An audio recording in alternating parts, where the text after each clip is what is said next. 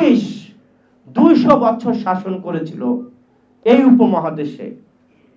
এই 200 বছর শাসন করে যত টাকা পয়সা লুট না করেছে, তার চেয়ে ভারত গত 17 বছরে শেখ হাসিনা দিয়ে বেশি লুট করেছে।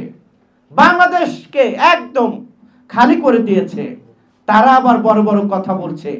এখন আমরা দেখছি ভারতের সোশ্যাল মিডিয়াতে কলকাতার ব্যবসায়ীরা থালি নিয়ে দাঁড়ে দাঁড়ে ঘুরছে, কারণ তাদের ব্যবসা হচ্ছে না, বাংলাদেশ থেকে কোনো রুগী যাচ্ছে না, বাংলাদেশ এখন বিকল্প পথ খুঁজছে।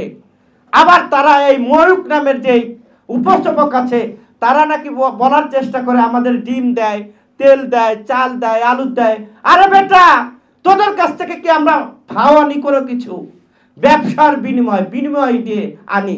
কাজেই বাংলাদেশ জানে কোথা থেকে কি আনতে হয়। এই বীরের জাতি